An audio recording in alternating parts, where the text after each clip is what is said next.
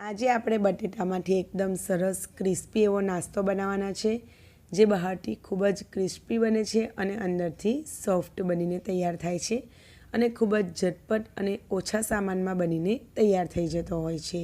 તો ફ્રેન્ડ્સ, જો તમને મારી રેસિપીઓ ગમતી હોય તો લાઈક કરજો, ચેનલને સબસ્ક્રાઈબ જરૂરથી કરી લેજો અને મને તમારો સપોર્ટ કરતા રહેજો। તો ચાલો આપણે બનાવવાનું શરૂ કરીએ। તો ફ્રેન્ડ્સ, એના માટે અહીં મેં 4 મીડિયમ સાઇઝના બટેટાને બાફી લીધેલા છે। મીઠું નાખીને 2-3 સીટી લઈ લેવાની અને કુકર ઠંડુ પડે એટલે આ રીતે બટેટાને એના છોલતા ઉતારી લેવાના અને હવે આપણે એને નાના કાણાવાળી છીણી વડે છીણી લઈશું। તો આ રીતની મેં નાના કાણાવાળી છીણી લીધેલી છે અને એની મદદથી હું બધા બટેટા જે બાફીને મેં લીધેલા છે એને હું આ રીતે છીણી લઈશ। તમારી પાસે જો છીણી ના હોય તો તમે હાથથી પણ એને સરસ રીતે ક્રશ કરી શકો છો। હવે આપણે એમાં કેટલાક મસાલા એડ કરીશું। તો સ્વાદ પ્રમાણે મીઠું એડ કરીશું। મેં બાફવામાં પણ મીઠું એડ કરેલું છે, તો એ પ્રમાણે અહીંયા સ્વાદ પ્રમાણે મીઠું એડ કરીશું। અને હવે એમાં મરી પાવડર, તો મેં અહીં 5 થી 10 મરીને આ રીતે ક્રશ કરીને લઈ લીધેલી છે અને ચપટી 1/4 ચમચી જેટલી હિંગ અને 1 નાની ચમચી જેટલો આમચૂર પાવડર તથા 2 મીડિયમ સાઇઝના લીલા મરચાં મેં ઝીણા ચોપ કરીને લીધેલા છે અને ચીલી ફ્લેક્સ 1 ચમચી જેવું। જો ના હોય તો તમે લીલા મરચાંનું પ્રમાણ વધારે લઈ શકો। અને લીલા ધાણા મેં ધોઈને કાપીને એડ કર્યા છે અને અહીં અડધા કપ જેટલો હું ચાવલનો આટો એટલે કે ચોખાનો આટો યુઝ કરું છું। જો તમારી પાસે ચોખાનો આટો ના હોય તો તમે કોર્નફ્લોર લેશો તો પણ ચાલશે। બધી વસ્તુને એકદમ સરસ રીતે હાથેથી મેં મિક્સ કરી લીધેલી છે, તો હાથને ધોઈને એના વડે મિક્સ કરી લેવાનું અને આ રીતનું બની જશે આટા જેવું। તો હવે એમાં આપણે થોડા ટીપા તેલના નાખીશું અને સરસ ફરી એક વખત બધું મિક્સ કરીને મસળી લઈશું। તો આ રીતનું એકદમ સરસ થઈ જાય ત્યાં સુધી આપણે એને મસળીને તૈયાર કરી દેવાનું।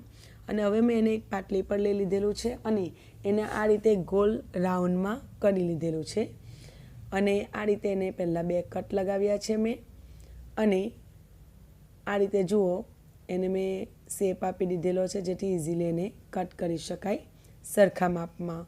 હવે મેં કાંટા ચમચી અને છડી બંનેને તેલ વડે ગ્રીસ કરી લીધેલી છે જેથી આપણે કાપીએ એટલે બિલકુલ ચોંટે નહીં, કારણ કે આ બટેટાનો નાસ્તો છે તો થોડુંક કાપતી વખતે ચોંટતો હોય છે, એટલે મેં પહેલેથી જ છડીને અને કાંટા ચમચીને મેં ગ્રીસ કરીને રાખેલી છે। અને હવે જુઓ આ રીતના મેં મીડિયમ સાઇઝના પીસ કરેલા છે, તો એને આ રીતે આપણે ગોલ રાઉન્ડમાં કરી લઈશું અને હવે કાંટા ચમચી જેને મેં ગ્રીસ કરેલી છે એના વડે આપણે ડિઝાઇન કરી લઈશું। તો ડિઝાઇન કરવી ઓપ્શનલ છે, પરંતુ આપણે આ રીતે ડિઝાઇન કરીએ છીએ તો લુકવાઇઝ એ બહુ સરસ લાગે છે અને આપણને જે વસ્તુ જોવામાં સારી લાગે ખાવામાં પણ આપણને ગમતી હોય છે મોટાભાગે। તો આ રીતે મેં બધી જ ટિક્કી તૈયાર કરી લીધેલી છે અને તેલને પણ મેં ગરમ કરવા માટે મૂકી દીધેલું હતું।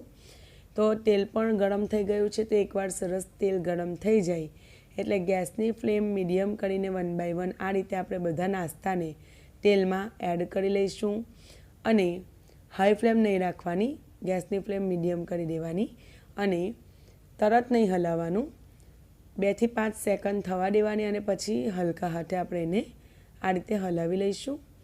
તો આ રીતે જુઓ હું તેલ ઉપર આ રીતે લગાવું છું અને આ રીતે આપણે એને પલટાવીશું।